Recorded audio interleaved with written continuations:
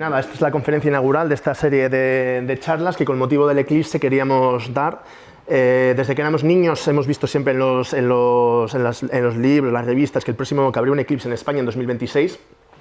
Luego hemos visto que es en Burgos y visto que tantas veces hemos ido fuera al extranjero a ver eclipses, nos hace ilusión hacer algo durante todo este año para promover un poco la cultura astronómica en nuestra ciudad.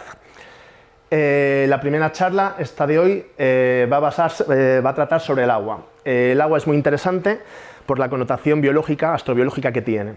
Entonces, el objetivo de esta charla es sobre todo daros a entender que el agua es muy abundante y que prácticamente miremos donde miremos la encontramos. Entonces, vamos a empezar en el sistema solar y luego poco a poco alejándonos hasta los planetas extrasolares. El agua, ¿por qué hablamos del agua? Como sabemos, en nuestra vida cotidiana el agua es indispensable para la vida. Donde hay vida hay agua y donde hay agua hay vida. Sin embargo, el agua no es un producto de la vida. Por eso decimos que el agua es un biotrazador. Hay 50.000 moléculas que están relacionadas con la vida, pero que no son signos de vida. Por ejemplo, formaldehído, pequeñas cadenas de aminoácidos, ozono. Sin embargo, lo que tendríamos que buscar, y hay gente buscándolo ahora mismo, serían los biomarcadores, es decir, moléculas que se forman directamente gracias a la vida.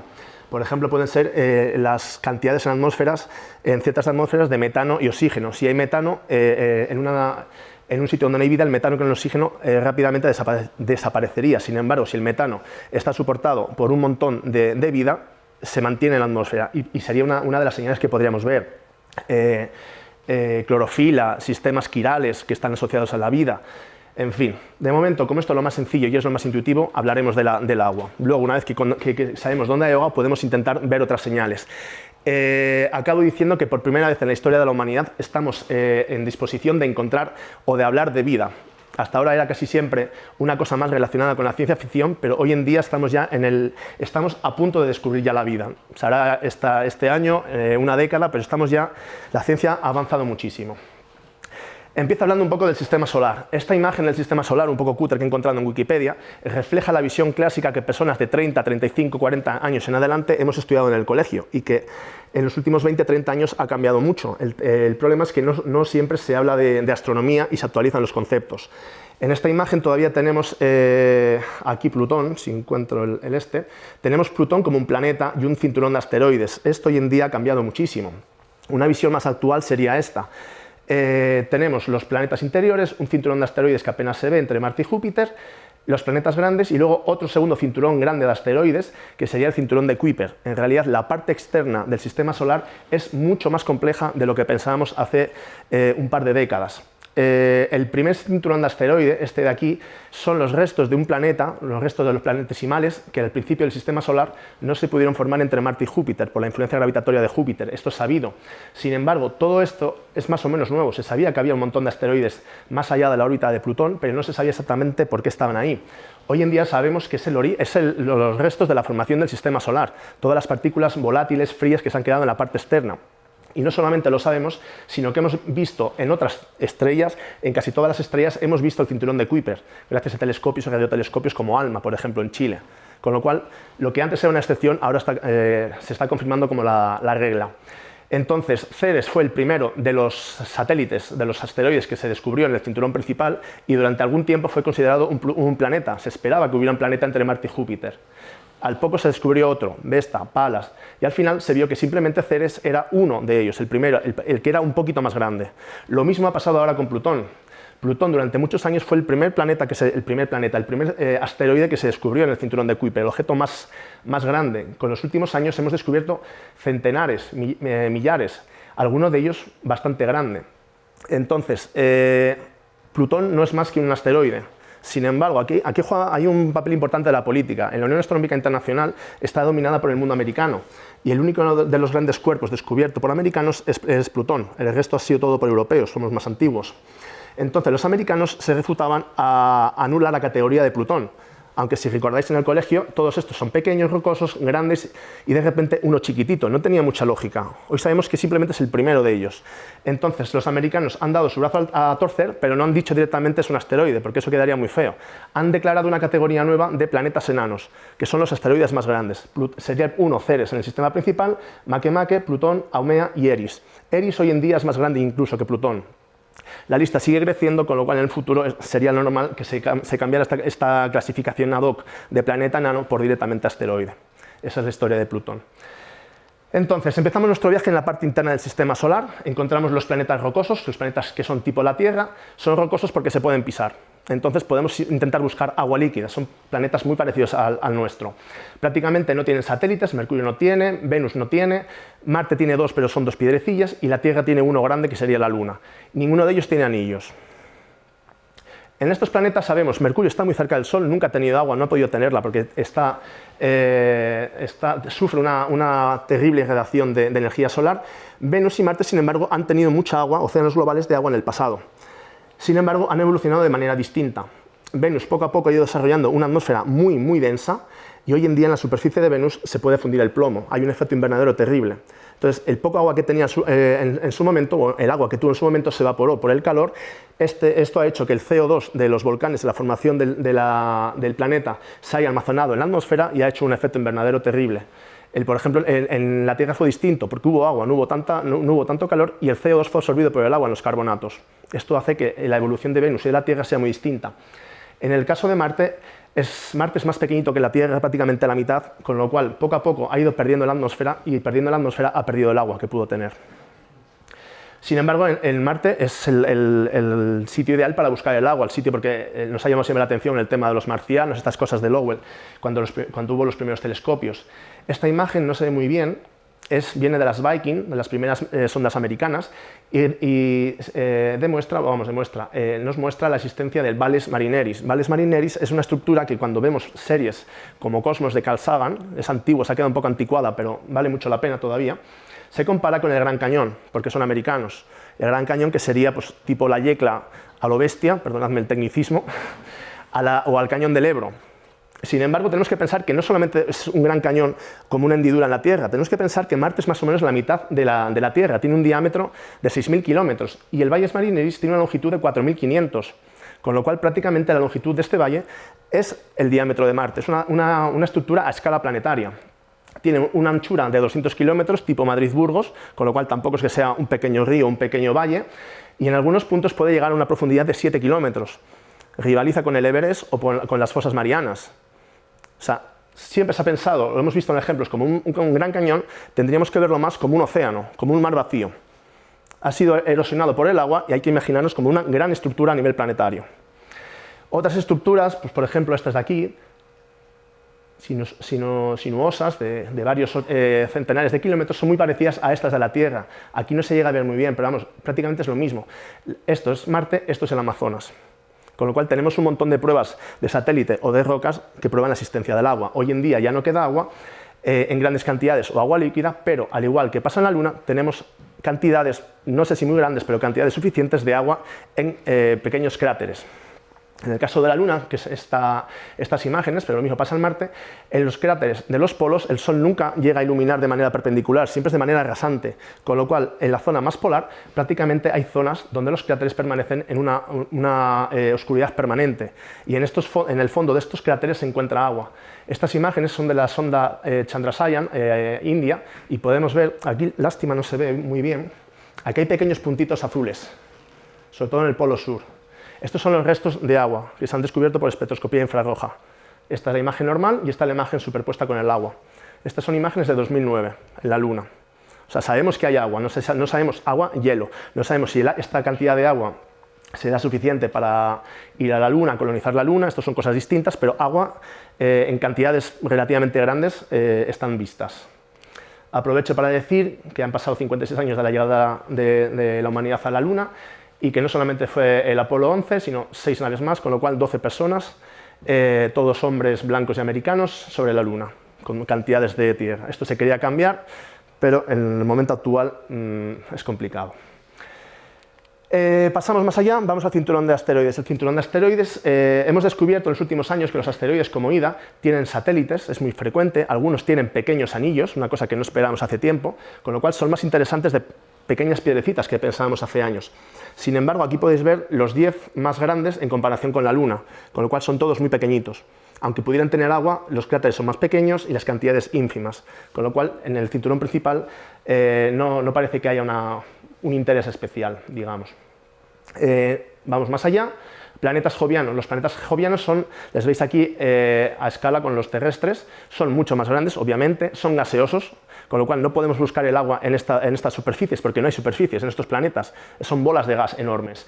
Todos tienen muchos satélites, todos tienen muchos anillos. En las charlas, en las observaciones que hagamos, seguramente podremos ver los anillos de Saturno, que son los únicos que se pueden ver con telescopios pequeños, pero tanto Júpiter, Urano y Neptuno tienen también otros anillos. A día de hoy, con la tecnología y los grandes telescopios, hemos descubierto un montón de lunas. Júpiter tiene del orden de 100 y Saturno del orden de 150. La gran mayoría son piedras. Cada vez tenemos una resolución mayor y detectamos cosas más pequeñas. Sin embargo, en las lunas principales, que tienen varios miles de kilómetros, podemos encontrar y debemos buscar ahí la vida. Son los sitios ideales del sistema solar. Estos serían los satélites de Galileo, que descubrió Galileo a principios del siglo XVII, y más o menos es la imagen que podremos ver con un telescopio pequeño. Júpiter y los 4 satélites alineados en un plano. Io, Europa, Ganímedes y Calisto. Io es el más cercano a Júpiter, sufre unas fuerzas de marea terribles que hacen que el satélite esté prácticamente fundido. Es un mundo lleno de volcanes. Hemos visto los penachos de la lava con imágenes de la Galileo y prácticamente sería como el infierno de Dante. Los demás son bastante interesantes para la vida, especialmente Europa. Esta es una imagen de Europa, de la Galileo en el 96, una de las primeras imágenes en gran resolución. Lo que llama la atención es que es una superficie poco craterizada. Esto quiere decir que es una superficie nueva, porque al principio del sistema solar hubo una edad de bombardamiento de todas las partículas del sistema solar externo que se acercaban si querían formar los planetesimales y se acercaban al Sol. Hubo un bombardamiento enorme.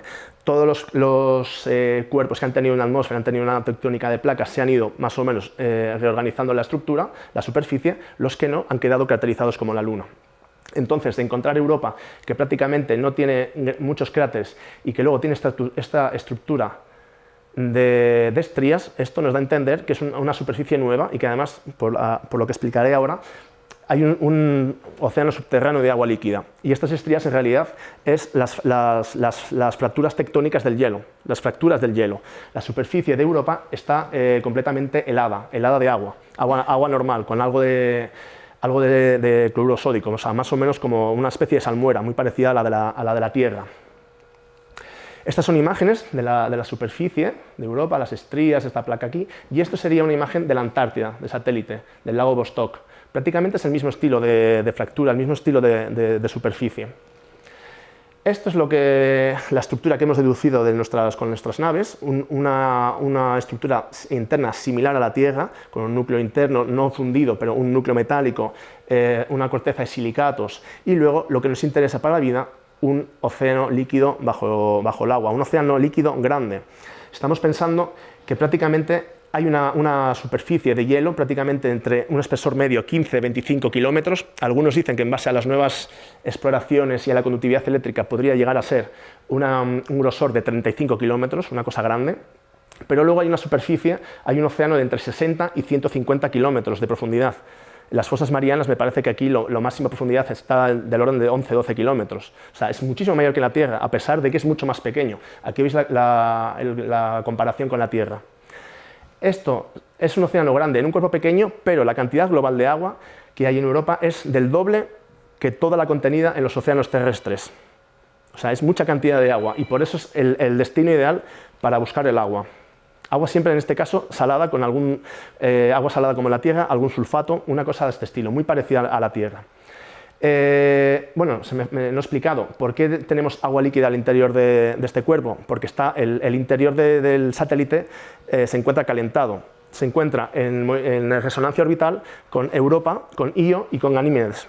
Esto hace que las fricciones mareales calienten el interior del planeta o del satélite y tengan una temperatura suficiente para mantener el agua en estado líquido. Esta luna demuestra tanto interés que las principales agencias espaciales han mandado naves para explorarla in situ. La europea mandó en abril del 2023 la sonda JUICE, y la NASA en octubre del 24 la Europa Clipper. Se espera que lleguen en torno a 2031-2032.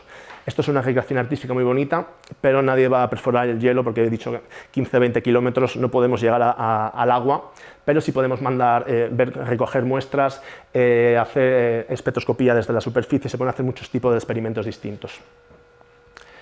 Ganímedes no es tan conocida, seguramente la que sale siempre es Europa. Ganímedes sería la siguiente en distancia desde Júpiter, está en resonancia, como decía, con Io y con la propia Europa, y la superficie es parecida. Hay una zona, hay más cráteres, pero también hay una zona relativamente nueva. Ganímedes es la luna principal de Júpiter, la más grande de todo el sistema solar, más de 5.000 kilómetros, y es la única luna del sistema solar con un campo magnético fuerte. Tiene un núcleo interno de hierro derretido, parecido al de la Tierra, y hace que, por ejemplo, con el Hubble se hayan podido detectar tipo auroras, una cosa que no se esperaba también en un cuerpo relativamente pequeño. También se espera que tenga a 150 kilómetros de profundidad un océano líquido. Esto es una cosa relativamente nueva. Todo ha empezado con el estudio en profundidad de Europa. Y por último, Calisto es la luna más alejada de las galileanas. No hubiéramos dicho nunca que podría tener agua. La superficie es completamente antigua, craterizada como la Luna, como Mercurio. Sin embargo, parece ser que también podría tener un posible océano finito, solamente 10 kilómetros de espesor, a 50-200 kilómetros de la superficie. Esto es una posibilidad. De hecho, como veis aquí, la mejor imagen conseguida de la Wikipedia no es muy artística, con lo cual tampoco ha desatado mucho interés. Pero es una cosa que hasta hace poco no se esperaba.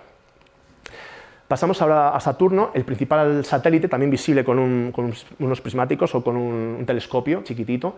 Es Titán, es un satélite grande, es el único, si Ganímedes era el único que tenía un campo magnético grande, este es el único que tiene una atmósfera importante en todo el sistema solar. Esta es en el visible, no se ve nada por la atmósfera. Esto es en el infrarrojo, ya se ven las nubes y se ve alguna estructura en el interior. Titán es conocido porque en su interior hay un ciclo hidrológico basado en el metano. Hidrológico digo, igual que en la Tierra tenemos lluvia de agua, océanos de agua y agua líquida, en Titán, al estar su superficie a una temperatura muy cercana al punto cero del metano, tenemos metano líquido, lluvia de metano, agua de metano líquido y hielo. Esto sería muy interesante para cierto tipo de bacterias. Obviamente, el metano a nuestra temperatura, a nuestra presión, es un gas, y es un gas que huele mal, que todos sabemos lo que es el metano. Sin embargo, en Titán es completamente distinto. Y esto abre posibilidades a otro tipo de vida. Por ejemplo, esta imagen de aquí, de la Cassini, esta, que veis aquí un punto refleja, esto sería el lago reflejado, la luz del sol reflejado en un lago de metano en Titán. Últimamente también se ha descubierto que podría tener un océano interno de agua, en este caso no con cloruro de sodio, con sal, sino más con sales de amoníaco. Pero la perspectiva es más interesante desde el punto de vista del metano, pero bueno, es un tema también bastante curioso. El segundo cuerpo en importancia a la par que Europa es Encélado o Encélado. Este es muy interesante porque no es que sospechemos un océano de agua subterráneo, sino hemos detectado géiseres de agua, hemos cogido el agua con naves. Y por otro motivo, porque tiene, bueno, como digo, ahora lo explicaré, que tiene un océano de agua, pero en todos los otros casos que hemos hablado, Titán, Ganímedes, Europa, son satélites grandes, 5.000, 4.000 kilómetros. Este es un satélite muy chiquitín, son apenas 500 kilómetros. Es un cuerpo 10 veces más pequeño que Europa o 10 veces más pequeño que Ganímedes, con lo cual es muy raro que tenga tanta energía como para tener agua líquida en su interior. Parece ser que la explicación, no del todo convincente, es que está en resonancia con Dione, otra de las lunas de Saturno. Pero en cualquier caso es muy pequeño. Está un poco por ahí, todavía por falta de confirmar. En cualquier caso, la imagen de la Cassini muestra superficie caracterizada y superficie estriada. Aquí no se ve muy bien, pero es de color azul. El color que mostraba antes en rojo, más o menos Europa, y este azul, son las sales, que cuando hay las fracturas del hielo, emerge material del interior y eso es el que da esa coloración, las sales que llegan a permear hasta la superficie. Lo típico de Encélado, como decía, son estos penachos, estos géiseres que hemos descubierto sobrevolando el satélite, que son moléculas básicamente de agua con alguna molécula orgánica sencilla tipo metano. En algún caso hemos descubierto algún hidrocarburo más complejo tipo benceno, sílice, fruto de una actividad hidrotermal. O sea, es un cuerpo muy interesante que prácticamente reúne todos los oligoelementos, hidrógeno, nitrógeno, oxígeno, fósforo, con lo cual es muy interesante para la vida. La explicación de este fenómeno, de los penachos, de los géiseres en Encélado, es el llamado criovulcanismo, vulcanismo frío. En este caso sería la lava el agua sería la que actúa como lava, como el magma. No es un magma caliente que sale, sino un agua fría, digamos, a temperatura ambiente, simplemente que está presurizada en el interior del satélite. En el momento que este agua encuentra una grieta hacia el exterior, por diferencia de presión, sube y luego se sublima y vemos este vapor, que es el que han recogido las naves in situ. Es un fenómeno que se llama como geyser frío. Es una cosa muy interesante. ¿Por qué tenemos agua líquida en el interior? Pues como decía, es debido a un calentamiento del agua, a una actividad hidrotermal, parecida a la de la Tierra. Por eso también viene demostrado por la presencia de sílice. El sílice se suele encontrar en la tierra más caliente de la corteza, que sale al exterior. Necesitamos calor para tener sílice. Esto es muy curioso y se ha visto también en otros cuerpos del sistema solar.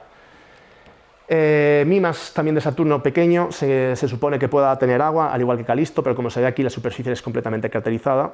Es una cosa que no esperábamos, pero esto todavía no está confirmado. Tritón tiene también, pasamos ya a Urano, este sería de Neptuno. Es un asteroide recuperado, digamos, en órbita por Neptuno. Tiene un origen por la órbita y la inclinación, realmente no nació con Neptuno. Aquí tenemos ya temperaturas muy de Burgos, ya de invierno ya profundo. Si antes estábamos a 176 bajo cero, ya 235, cuanto más frío perdemos agua y ganamos sustancias con nitrógeno. Aunque hay agua en la superficie, la mayoría son compuestos de nitrógeno. Aquí también tenemos criovulcanismo, no es un origen de una saca de agua profunda debido a fuerzas de marea, como en el caso de Encelado, sino aquí vienen, digamos, más por la acción del Sol. Estos cuerpos están muy lejos del Sol y depende de la estación, el cambio que hay en las órbitas elípticas producen una variación de temperatura. Esta variación de temperatura provoca que en la corteza gruesa de nitrógeno a veces pueda penetrar el calor y hacer que luego desde el interior de la corteza, no del interior del satélite, salga o haya pequeños géiseres de nitrógeno. Además, el color negruzco que podemos ver aquí en estos géiseres son sustancias que salen del hielo, sustancias orgánicas, normalmente metano o alguna de carbono. Vamos más allá, planetas enanos, ya os he explicado antes, podéis ver aquí los 4 que hay en comparación con la Tierra y con la Luna. Ceres del sistema principal de asteroides, Haumea, Makemake, Eris, más grande que Plutón, o no. Depende un poco, el tamaño es muy parecido, va a depender del albedo. Según el albedo, cómo refleje la luz, que va a depender de la composición de los hielos y del modelo que apliquemos a los hielos, puede ser un poco más grande, un poco más pequeño que Plutón. Pero de confirmarse, Plutón ni siquiera sería el asteroide más grande del segundo cinturón. Pero bueno, un cuerpo interesante. Y por último, Plutón. Plutón es un cuerpo muy interesante. Que no sea planeta no quiere decir nada. O sea, hoy en día es uno de los cuerpos más interesantes del sistema solar. Fijémonos aquí, este GIF. Esto es un modelo del albedo, de la diferencia de luz sobre la superficie de Plutón, hecho lo mejor que podíamos hacer en los años 2000 desde Tierra con el Hubble. Las partes negras son más oscuras, las partes blancas y amarillas más brillantes. Esto era lo mejor que podíamos hacer con el Hubble. Sin embargo, en el 2015 la sonda americana, la sonda de la NASA, la New Horizons, ha dado una nueva perspectiva de Plutón. Aquí apenas se ve, pero se ve que hay una tenue atmósfera, hay hielos, hay actividad geológica. No pensábamos que un cuerpo tan lejos, que teóricamente se esperaba que toda la parte externa del sistema solar estuviera geológicamente muerta, fuera formada solamente de volátiles, cosas ya congeladas. Sin embargo, vemos fracturas tectónicas en Plutón. Incluso una tenue atmósfera que sería relativamente parecida a la terrestre, en cuanto a un cierto color azulado muy tenue. Incluso, siguiendo los estudios de Europa, un poquillo podría tener algo de agua. En este caso, el agua casi todo estaría fuera congelado, pero podría tener un pequeño manto. Y eso es una cosa también nueva, que no esperábamos. Con lo cual, incluso en el sistema solar nos está dando muchísimas sorpresas. Y como habéis visto, casi todos los cuerpos relativamente grandes tienen agua. Si hay agua, podría haber vida. Suficiente, necesario, suficiente, no lo sabemos. Pero bueno, tenemos sitios donde buscar. Salimos del sistema solar y ahora vamos a hablar en otras estrellas de los exoplanetas. Os enseño aquí un vídeo. Vais a ver, esto es la Vía Láctea, y en el medio del cielo, que no sé si se verá porque hay poca luz, aquí está la Tierra, pone el año 1991, número de exoplanetas descubiertos, 0.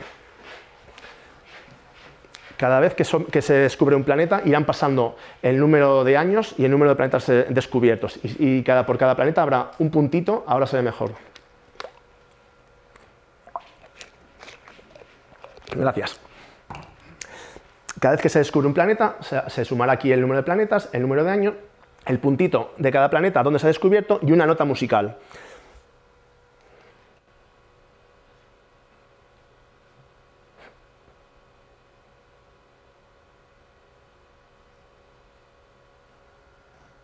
No.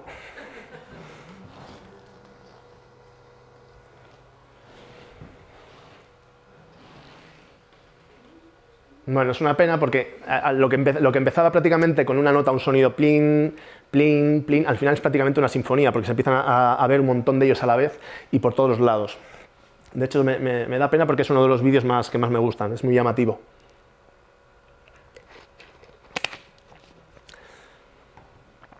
Plin, plin, plin, plin, plin, plin. Bueno, el tema es que al final, como veis, los planetas que al principio se pensaba que solo nuestro sistema solar era único, al final es la cosa normal. Y hoy en día pensamos que todas las estrellas se forman con sistemas planetarios. Y como veis, están distribuidos por toda la galaxia. El vídeo acaba ahí con 5005 a mediados de 2022.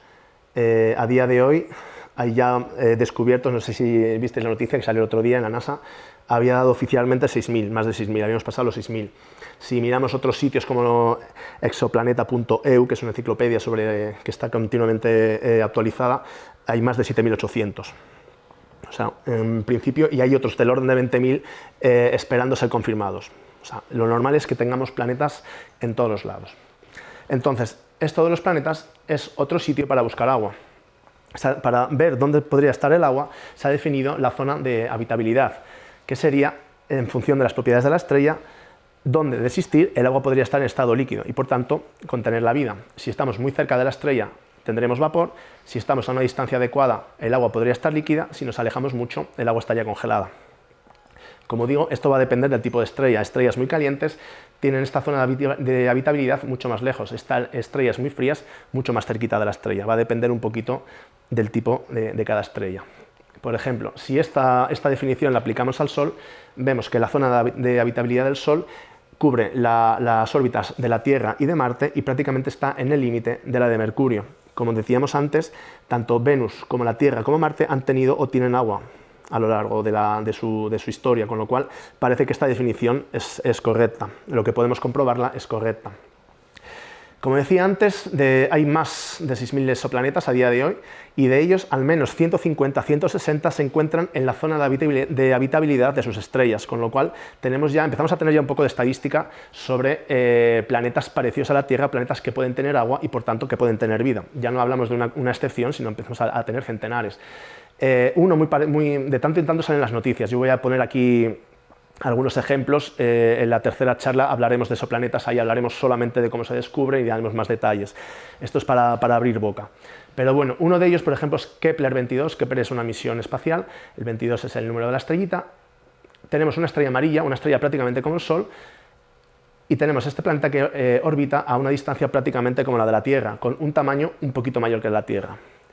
Este de aquí, Kepler 186, es una estrella también de tipo solar con un planeta prácticamente gemelo a la Tierra. Kepler 62 orbita una estrella que aquí no se ve, una estrella pequeñita, un poco masiva, roja. Entonces tiene un sistema planetario, pero muy cerquita a todo el Sol. Pero podemos ver ya que hay estrellas más parecidas al Sol, planetas en estrellas más diferentes, planetas que orbitan aislados en su estrella o que orbitan en sistemas planetarios, en sistemas exosolares. O sea, empezamos a tener mucha estadística y esto es muy interesante. Aparte del tema de la habitabilidad del agua, de la zona de habitabilidad, se ha acuñado este término, índice de similaridad terrestre, que es un término más bien físico, que tiene en cuenta un poco el radio, densidad, velocidad de fuga y temperatura. Esto quiere decir, está orientado sobre todo a ver si estos planetas pueden tener una atmósfera, pueden desarrollar una atmósfera suficiente como para mantener la vida. Tenemos en el sistema solar, este concepto del sistema solar, tenemos el cuerpo más parecido sería Marte, un 80%, bueno, si es 1 es la Tierra, cuanto más cercano a 1, más parecido a la Tierra. Marte es un 80% parecido a la Tierra, la Luna un 70%, Venus, Europa y Titán, que desde el punto de vista del agua son muy interesantes, son relativamente diferentes. Pero no tiene mucho que ver, quiero decir, hay muchos intentos todavía, pero por lo que sabemos aquí del sistema solar no se puede generalizar. Por ejemplo, estos son los exoplanetas más parecidos con este índice a la Tierra. Tenemos Tegarden B, es un 95% parecido a la Tierra. Muy cercano, solamente 13 años luz, una masa prácticamente igual que la Tierra y una temperatura prácticamente igual a la Tierra. El sistema TRAPPIST, que ahora hablaré, tiene dos muy parecidos a la Tierra. Lo que más me interesa, por ejemplo, es en este caso Próxima Centauri, como sabéis o habréis oído alguna vez.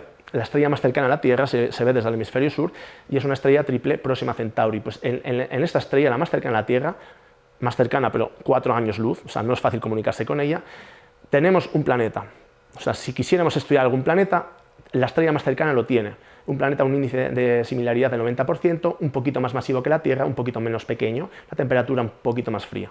Pero esto es interesante, no hace falta irnos muy lejos, sino la estrella más cercana, si algún día llegamos, que eso es otro tema, a comunicarnos de alguna manera, tenemos ahí un objetivo primordial para buscar la vida, buscar algo en un exoplaneta.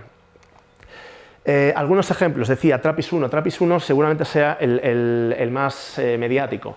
TRAPPIST es un acrónimo de la cerveza trapense, de los belgas. A veces los astrofísicos también tienen humor, intentan hacer acrónimos para poner nombres curiosos. Pues este sistema TRAPPIST es muy curioso, es un sistema que se encuentra a 40 años luz en una estrella, orbitando en una estrella mucho más caliente, mucho más fría que la Tierra, y todo el sistema solar se encuentra 25 veces más pequeño, o sea, es más pequeño, todos estos planetas que vemos aquí se encuentran dentro de la órbita de Mercurio, en nuestro sistema solar, o sea, está muy compacto, 25 veces más pequeña que la órbita de Mercurio. Es muy curioso porque es un sistema exosolar, como nuestro sistema solar, formada por 7 planetas. Los planetas normalmente reciben el nombre de la estrella y luego de más cerca a más lejos reciben letras, B, C, D, E, cuando hay muchos. En este caso, además, 3 de ellos, el E, el F y el G, están en la zona de habitabilidad. Y como decía aquí, 2 de estos, además de estar en la zona de habitabilidad, tanto el D como el E, son además muy parecidos a la Tierra. Esto sería el sistema seguramente a día de hoy más interesante para buscar agua. Además, ha descubierto, y bueno, a veces salen titulares como este, 250 veces más agua, no sabemos exactamente la cantidad. A veces la prensa es un poco sensacionalista, a veces no, pero en cualquier caso, este sistema que sale casi todos los días en la prensa es muy interesante. Este seguramente sea el más interesante y este es más reciente. Aquí tenemos el sistema K2-18b ISEAN, de Hydrogen Ocean, un planeta que es un poco más grande que la Tierra y que es un océano global de hidrógeno. Este cuerpo es muy interesante porque recientemente ha sido observado por el telescopio Webb, y esto sería un espectro infrarrojo, donde se ha detectado una molécula, sulfuro de dimetilo. Es una molécula bastante normalita, no es especialmente conocida. Aquí estamos entre químicos, a lo mejor aquí sí que es una molécula muy conocida, pero es muy interesante porque en la Tierra viene asociada es producida por las algas, y básicamente esta sí sería un biomarcador.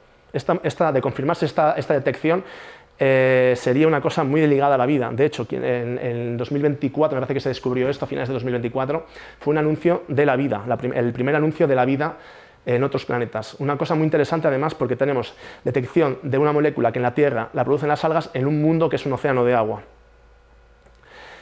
La parte buena es que para dar grandes noticias hay que tener grandes pruebas. No se puede decir que hay vida y pruebas un poco al borde un poco de la credibilidad.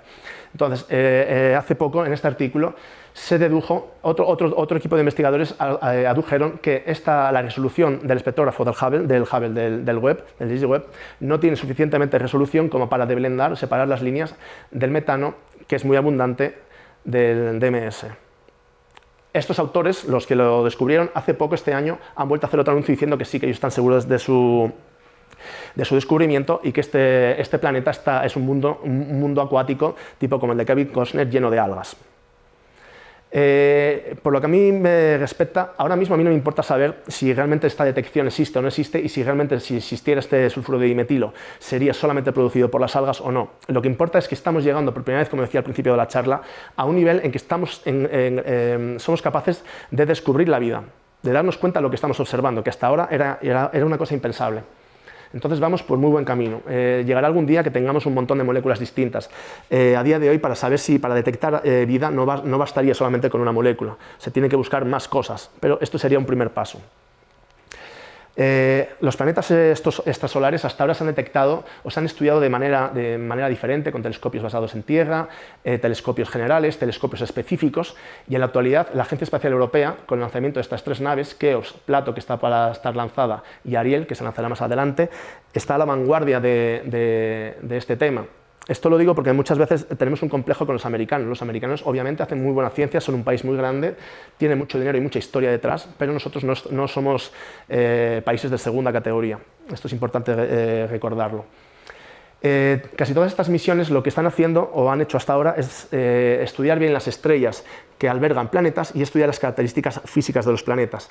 Ariel, por primera vez, se va a dedicar a hacer un estudio químico espectrográfico de las atmósferas del orden de 1000 exoplanetas, un quinto, una sexta parte de todos los planetas descubiertos. Vamos a saber con cierto detalle toda su composición atmosférica. Esto es muy interesante para buscar distintas moléculas más allá del agua, pequeños biomarcadores, biotrazadores y sobre todo, teniendo una muestra tan grande, entender cómo se forman los planetas y cómo se evolucionan las atmósferas y con ello la vida. En España, por ejemplo, hay una participación importante del Instituto Astrofísico de Andalucía, perteneciente al CSIC. Por ejemplo, yo participo un poco en esta misión estudiando tránsitos de exoplanetas desde Tierra. Aquí tampoco se ve muy bien. Esto sería mi observatorio en el Etna, y aquí estaría el Etna activo. Aquí se ven 2 cúpulas, las estrellas girando en torno a la polar, y aquí el Etna. Es una foto chula, pero no se ve muy bien. Pues bien, desde Tierra, sea con grandes telescopios o con pequeños telescopios de amateur, podemos observar planetas. Esto sería la parte plana de la curva de luz, o sea, el planeta, y en un momento dado, si tiene un satélite, un planeta pasa por delante, disminuyendo ligeramente la luz del planeta, y esto lo podemos estudiar. En función del tiempo de tránsito y la profundidad del tránsito podemos determinar las propiedades físicas, podemos determinar el tamaño, la relación de radios. Entonces, el objetivo de este proyecto, que se llama ExoClock, que podéis ver aquí al fondo de la figura, es monitorear el máximo número de exoplanetas con el número máximo de tránsitos por toda la comunidad científica o amateur, de cara a optimizar las efemérides de Ariel, de tal modo que Ariel, cuando esté observando en el espacio, no pierda tiempo y no llegue tarde a los tránsitos. De esta manera, incluso gente como nosotros de Astrodemanda podemos colaborar con la Agencia Espacial Europea. Y luego, para acabar ya, es posible buscar, hemos visto en el sistema solar los planetas in situ donde buscar agua y con ello vida. Hemos visto también en los planetas más grandes no se puede y buscamos agua en los satélites grandes. Hemos visto exoplanetas, dónde está el agua en torno a la estrella, en qué zona buscar. Pero más allá de esto podemos buscar, más allá de la zona de habitabilidad, pues obviamente la respuesta es sí, en las lunas, como hemos visto en Encelado, hemos visto en Europa. Podemos empezar a buscar las lunas de los exoplanetas. Este es el confín, la frontera de la ciencia a día de hoy. Hemos empezado a descubrir, todavía no están confirmadas, las 2 primeras exolunas. A partir de aquí, hace unos años descubrimos los primeros exoplanetas, ahora las primeras exolunas, con lo cual la tecnología está aumentando cada vez de manera más rápida, cada vez además el tema de Big Data, de conseguir analizar un montón de cosas, telescopios que ya en modo automático observan el cielo constantemente. Así que creo que hay motivos para ser optimista para en los próximos años seguir este camino, encontrar claros indicios de vida o posiblemente vida, no sabemos en cuánto tiempo. Otro tema es ir el año que viene a Marte, como dicen algunos, o hacer una estación de vida en la Luna, esos son otros temas. Pero a nivel de encontrar agua y moléculas de vida en los planetas o en las lunas, estamos cada vez más cerca. Y esto es todo lo que quería comentaros. ¿Tenéis alguna pregunta?